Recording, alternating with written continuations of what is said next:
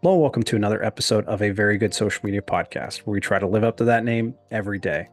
I'm your host, Zach Gelia. Let's get into it.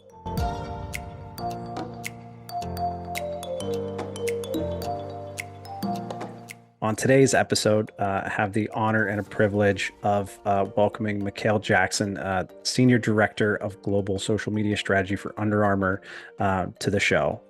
Someone that I have followed and admired on LinkedIn for a very long time, and not only just the work and the expertise that he has, but just the advice and the insight that he shares and helps this industry in so many different ways. And his experience is so vast and in so many different areas and disciplines and so much expertise in his journey. And so it was great to sit back and just really soak it all in and listen to his entire journey and how he got to where he is, and the importance of work ethic and that determination and having that competitive spirit, that you have when you're an athlete and work in athletics. So a lot of amazing things, a lot of great advice for those coming after us and trying to get in the industry, or for those that are already in the industry and trying to learn some more. So can't wait for you guys to hear this conversation. It was one that I won't soon forget. So, without further ado, I'd love to welcome Mekale to the show. Oh, appreciate it. What's up, Zach? What's going on, man? Well, honestly, I'm so thankful that you're able to take the time. Someone I've followed along with for a long time on LinkedIn, and someone who just always ends up providing some sort of point of view that is helpful when it comes to creating content or leadership or anything in between. It's just really, that's how I've basically got to know you from afar, is just, observing, digesting everything that you have to put out. And it's always been great and always been helpful in my journey. Oh, appreciate it. It's part of the business. So definitely appreciate that. For sure, man. Well, cool. Well, I do every episode. I basically get started is just I want to hear about your journey, how you got to where you are today. I believe you went to University of Michigan, and then all the way through, the MLS, freelance work for the NBA, St. John's, all the way to Under Armour and where you are today. So, take us through that journey and how you got there and what you're up to with Under Armour. Yeah. So you're right. Like I'm from Detroit. Went, product of the Detroit public school system. Very proud of that. Cass Tech. And then graduated from the University of Michigan. But like I really got my start in like the sports industry just by my love for graphic design. I started to pick up graphic design through a fraternity brother of mine at the University of Michigan my junior year, and he uploaded Photoshop onto my computer because I found this interest. Like he was making this party flyer. I'm like, man, like what is this? I need to know how to make that. And this is before YouTube and before like all this other things. So he put a pirated version of Photoshop on my computer. I figured out how to design, and I started making party flyers for my fraternity and also like the NPHC council on campus. But then when it was time to graduate and move on to the professional world, I was wondering like, man, like what do I do? Do I do Teach for America? Do I do some other marketing? So I started to interview for all these places. I started to interview at ABC Sports in their TV ad department, and this other job at this Division III school in New York because my girlfriend at the time was moving to New York. My wife now, mother of my kids. And I said, you know what? Let me take this chance at this Division III school, the U.S. Merchant Marine Academy. I knew nothing about it, but it was through my internship at Michigan that those like the marketing department was just telling me all about sports, telling me all about the different positions within athletics. And that was my first entryway into sports. It's like those guys took me under their wing and just laid out all the information. So I used graphic design tool to get inside of the Merchant Marine Academy to design like pamphlets, publications. I think like media guides. Like that was that one crack at me jumping into the industry, and I moved across the country or midway across the country to take that Merchant Marine Academy job, Division III school, right after graduating. So took that job. I just wanted to get into sports.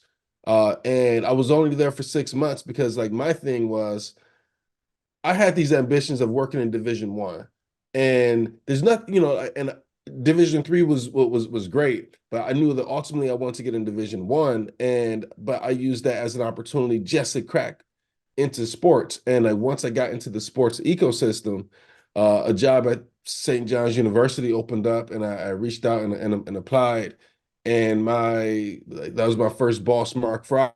Like he took a chance on me and hired me when I had like limited experience, but I had that confidence in knowing that I'll be able to teach myself whatever it is that I didn't know because I'm a competitor at heart. Like like you're not going to tell me something that I can and can't do, but I will figure it out like one way or another. I will sit there and do my best to be the best. So worked at St. John's University for 12 years, and this was in various capacities from designing publications, um, designing all their marketing materials, print ads, posters, and then like once the social media era hit, that's really like when I saw my kind of like bread and butter, and I started to lead creative, lead digital, lead social media, lead licensing, and my career just kind of grew from that time at St. John's. But then in parallel, I started to pick up clients for other universities across the country, the NBA, a bunch of different NBA teams, Bleacher Report.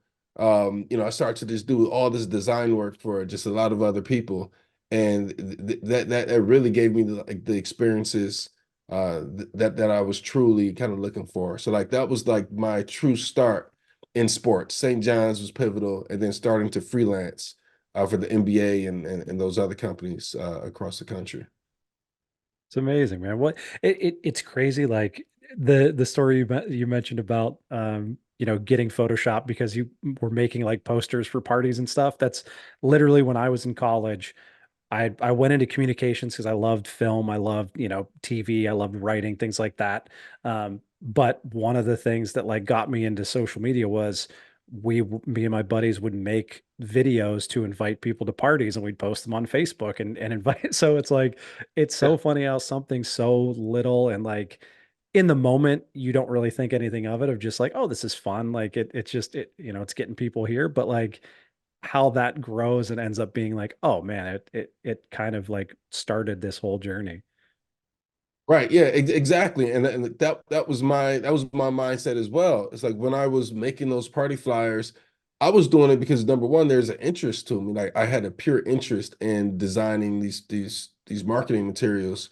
But then two, like I was designing for something that I cared about, which was just different events for my fraternity. And I didn't have an interest in design like that though. Like that it was, just I wanted to communicate a certain thing. But then like once, it was time to apply for jobs, I knew that like, man, well, it was like my girlfriend had suggested it, like, hey, well, why don't I look for a job in graphic design? I'm like, well, I don't even like graphic design like that. Like I wouldn't do design for, a toy store or whatever companies out there. I have no interest. But if I were to do design, I do it for sport because if I'm as a fan, if I can control or have at least some input into what I consume as a fan of sport, like that's like, to me, like that was just an unbelievable thing. Like, man, I can design a poster that I want to see myself and other people can see it and enjoy it. Like that was so cool. And I still enjoy it to this day. But it was, I mean, it's like it's something that's I I get just get satisfaction out of it. It's like creatively fulfilling to be able to do it, especially for sport.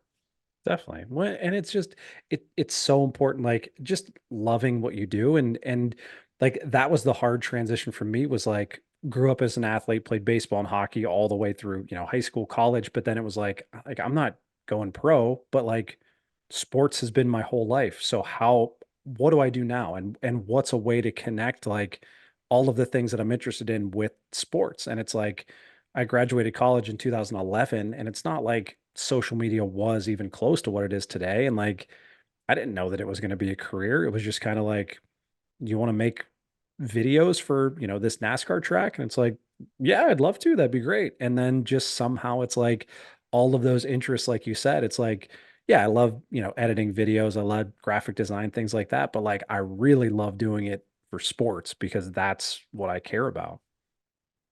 Right. No, exactly. Exactly. So I end up taking like that experience in like the collegiate realm and in freelance. Um, and like from because I had been doing that like just for a while. I'm like, well, how can I take this experience in sports and and take it on to something else? And that's where the opportunity at Major League Soccer came about. And it was another challenge. It was communicating um exclusively through social media channels because like before like I when at St. John's you're communicating through print ads, TV commercials, bus ads, subway ads, even just other social media channels, but that was never like the main primary driver. It wasn't until I moved over to MLS where now I'm leading the social media team, and we're just trying to communicate just the success and the brand of the overall league. So like I think there, that was an interesting journey, and it was one that was fulfilling, and it was definitely like that kickstart into like full-time professional league social experience right there. Oh, that's awesome. Well, and you brought up a good point before too, is like, going into some of your roles where it's like, I'm not going to know everything, but I promise you, like, I care too much and I'm too driven to not figure it out. And that's like, it's such an undervalued, maybe not undervalued, but it's like a quality that you don't really think of. It's like, oh, well, where have you been? What have you done? Show me on your resume, like, what do you know? And it's like that drive and that desire is like, it's so important to, whoever your next employer might be, where it's like, I need people when I'm hiring them that care and want to learn and want to know everything. I don't need someone who knows everything because like we're all still kind of learning and growing. And it's like it's that quality of just like wanting to be the best and wanting to learn, wanting to grow. That's just so, so important. Yeah, no, for sure. I mean, it like for better or for worse, I'm a competitor.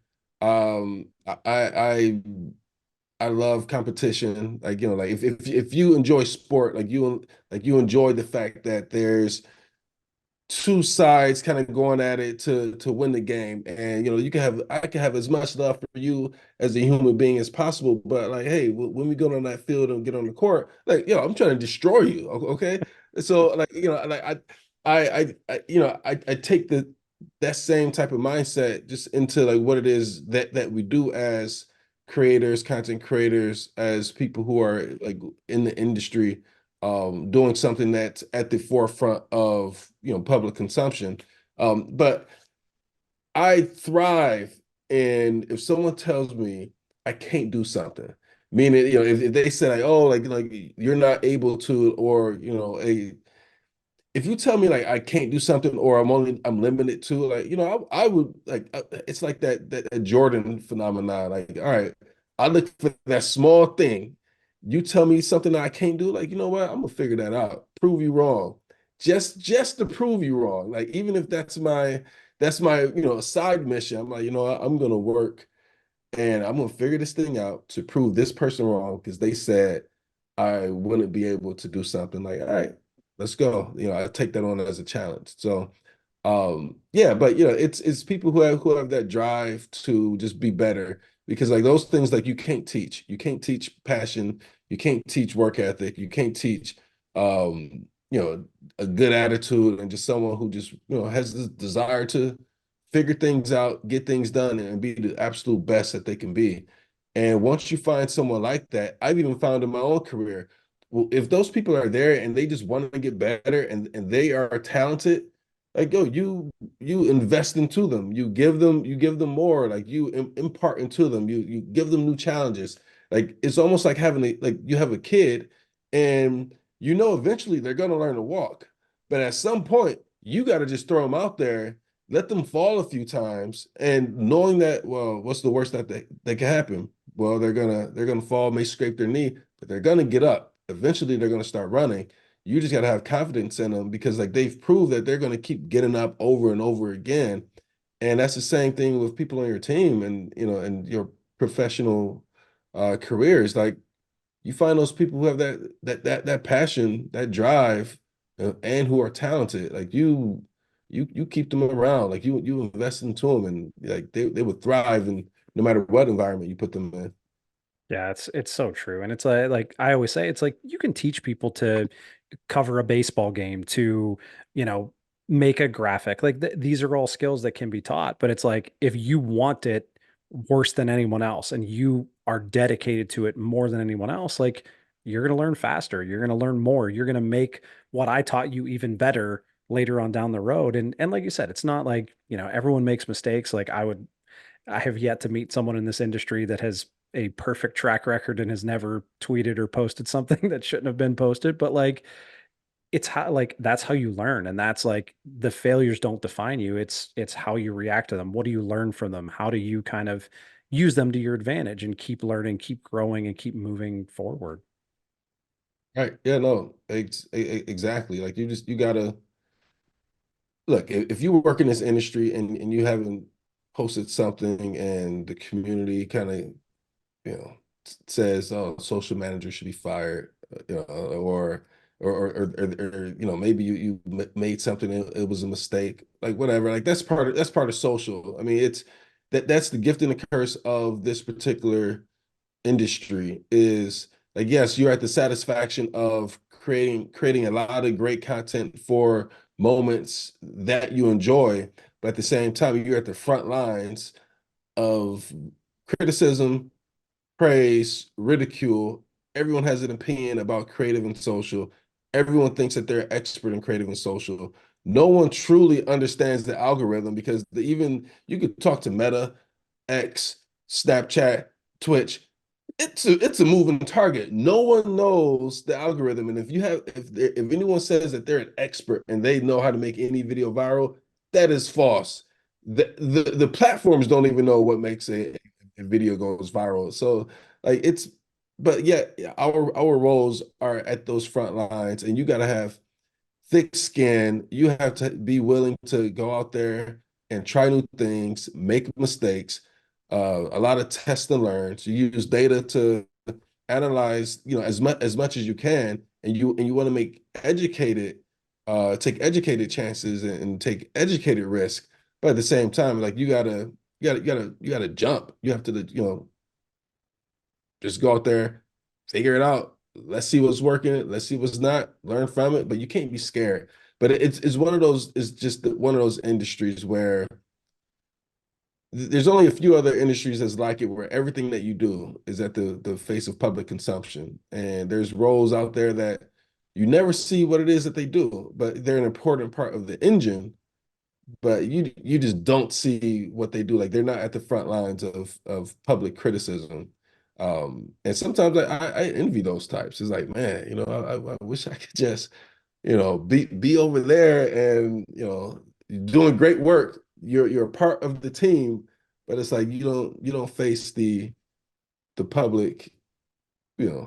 opinion. No, But for sure. it's part of the game. Like I enjoy it. I thrive in it. So.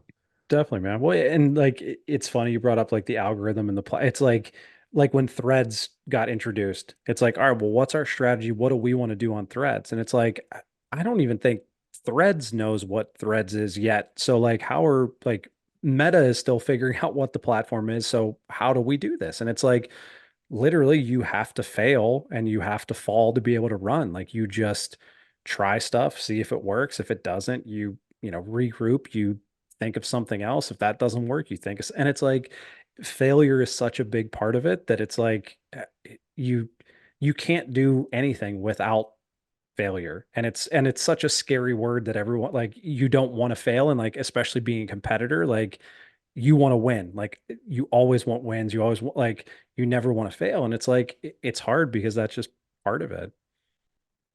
Yeah, exactly. Agreed.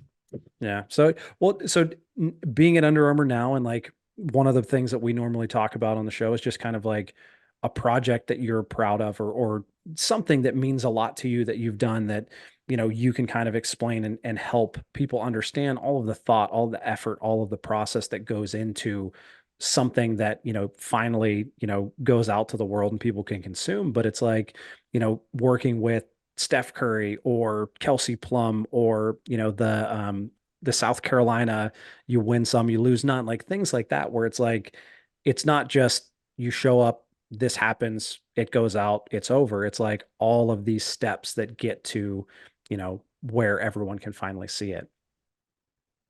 Yeah, no, look, I've had the chance to work on a lot of which I think are cool projects and things that resonate out there with with the audience. And like, even like, whether it was my time at MLS and helping to launch our esports league, or even at Rock Nation, where, working, just being on the player marketing side and working hand in hand with a lot of those athletes, and building their own personal brand. And, I even think there, what was a lot of just great experiences, and, just being at the forefront, like with the athletes themselves. Just, it's, I think that was just an entirely like fulfilling process. And then, like, even, just taking those challenges over to like the Under Armour side, and, just, like it's a different beast, like going from working with a collegiate property, and then going on the league side at MLS, and then working on in player marketing, and then taking over now to the brand side. For me, like, it kind of like completes that sports circle, where it's okay, well, now I can see sport and content from all these various angles. So like when these moments happen, like, all right, well, yes, I'm a competitor, and, I want to be able to create the best content. But at the same time, like when I'm working on different projects, like Under Armour specifically, yeah, South Carolina just won their national championship undefeated. But, like that was, yeah, like we're celebrating as an organization. We're celebrating as a team. Everyone who kind of touched that project. But a large part of that is like, like the people on my team, a guy named John Barone. Like there's that line: you win some, you lose none. I mean, like, like people would think that, like, oh, big agencies, usually come up with these things, and you pay millions of dollars for these taglines and all of those things. Well, I mean, I'm a believer in empowering your team. Like, I lead with, I'm a creative first leader. I realize like what my strengths are, and I play into those strengths. Like, this is where I lead from, and it's from like, hey, empowerment. I believe in my team. I want to encourage the team, because I think everyone has those unique abilities to create. And he was the one that quickly came up with that tagline, and it was perfect. And there were no second or third drafts. This was sitting in a meeting with him, a one-on-one meeting, and I'm saying, all right, well, South Carolina, if they win a championship, they'll be undefeated. What do we got? Let's make a plan. I said, hey, we should think of a line, so when they win, we're ready to go. And this was weeks in advance, before the tournament started, before the conference tournament started. Like, we're thinking about it, and instantly out of John's mouth is, "Oh, you win some, you lose none." I'm like, man, that's perfect, great. Let's roll with it. So, and fortunately, they went on a run. They won. They beat Iowa and Caitlin Clark. We were ready to go, across all of our, just social and marketing. The slogan was on the shirt. They wore it in the parade. We sold out of the shirt in less than a day, I believe, for the first colorway. Yeah, so like it's really like the power of the team. Like, it's one of those moments that, I was like just so proud of John, and for like really kind of helping to kind of steer the ship, and, in terms of like social media. It's that line itself. It's a teamwork, people working on creative.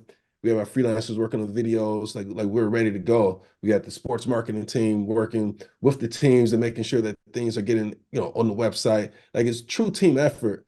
But talking strictly social, like, it was John was the mastermind behind that particular slogan. We kind of call him our, like, hey, he's now the designated copywriter. this guy, hey, you're the copywriter right now.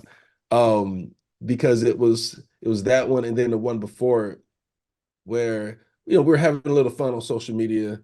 Nike had, and Fanatics, like they had their whole thing with the uniforms. Everyone saw it. I mean, it was viral, like like just the unfortunate uniform mistakes that they were having. So we were having a little fun with it, and we were like, hey, we should probably make let's have a little fun. And he came up with the line, um, "We got you covered," and we just posted a picture of just a regular baseball pant.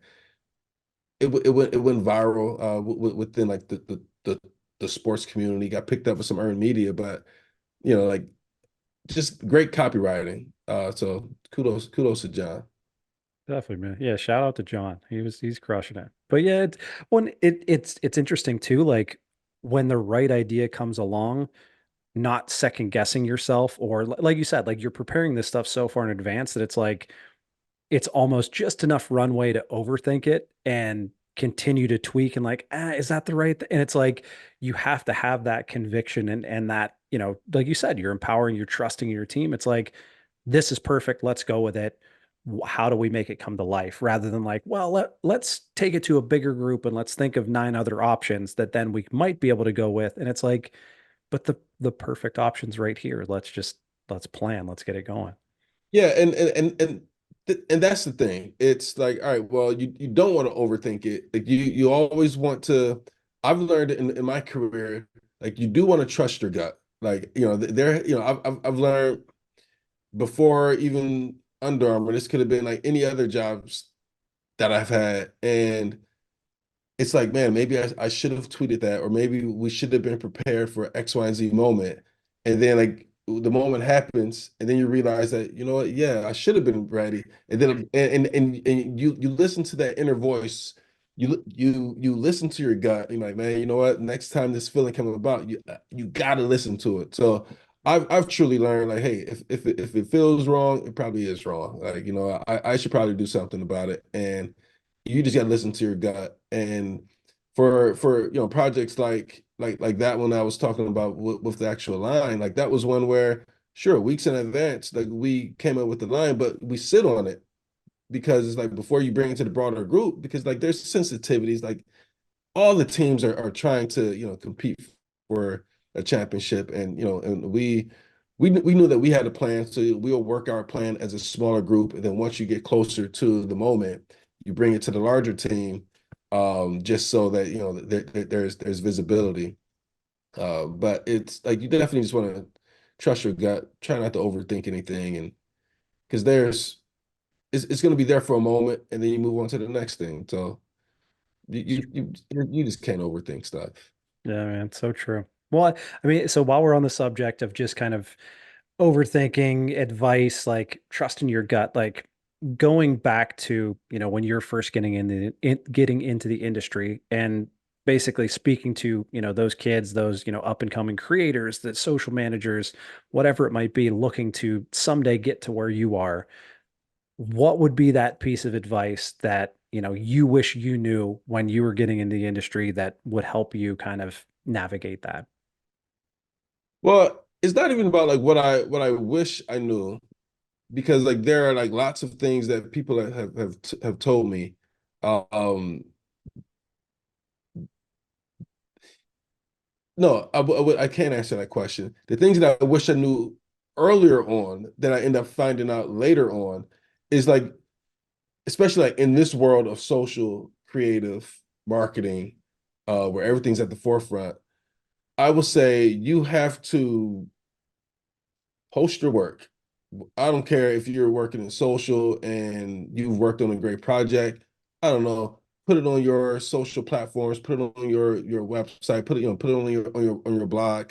Like you need to have a record of like you need to be confident and just post your work. And then even if you're not in the industry, you're trying to get in the industry, you need to make up some work and just start doing it for fun. Like that's how even as a freelance designer early on, I said, you know what, I want to make professional sports graphics, but I'm in collegiate athletics. I just start doing it for fun. I said, let me just start doing it because You have to, like the old saying, you dress for the part you want, not the job you have. Um, so I had to start designing for what I wanted and not what I had. So like you have to be confident in like, poster work. Poster work, experiment. Don't be so sacred over your own social media channels. Don't be so sacred over your own blog. Like you have to like just get out your own comfort zone, be confident in who you are, and put yourself out there. You got to go talk to the person. You have to network. You have to do that thing that you're uncomfortable with doing. You have to go speak to that person. You have to apply for that job. You got to go in that interview, even if you have no like bad to say, even if you have no intent on taking that job, you got to get the reps in because these companies are getting the reps in, and Yep. like they may go through. Like you gotta like do the work as well. So you never know how long it's going to take you to find your next job or to find your dream job. So you might as well get your comfortability reps in, get all your nerves out, figure out along the journey of interviewing with companies that, maybe you're not as excited about, but you got to get your reps in. So like that's what I would tell either my younger self or people who are just trying to come in the industry. There's no right solve for any of this. Everyone is trying to figure things out. I'm still trying to figure things out. Every day, like sure, I have all this experience, but at the same time, like, tomorrow is a new day, new sets of challenges. We're all just human beings trying to figure this thing out, and we're just taking our experiences, to make that the best educated decision that we can make. So just be confident, just figure it out. Everyone's trying to figure it out. That's it, man. And trust your gut. I mean, it's so important. And it's like, just like you said, like post your work. If you're proud of it, post it. Like you don't have to please anyone. It doesn't have to be for any, other purpose or anything like that. It's like trust your gut. If you think that this is something that should be in the world, put it in the world. Like like you said, it's all about your journey and looking out for you and making sure that you're ready for whatever's next. And I couldn't agree more. Exactly. Exactly. Well, cool, man. Well, honestly, I cannot thank you enough for doing this. It's been a long time coming, and it's been great to just have a couple minutes to chat and pick your brain on some things. And I learned a lot, and I hope everyone listening learned a lot too. But honestly, I can't thank you enough. Oh, yeah, no, appreciate you for having me. Definitely. Well, thank you everyone for listening. This is another episode of a Very Good Social Media Podcast where we try to live up to that name every day, and we will see you next time.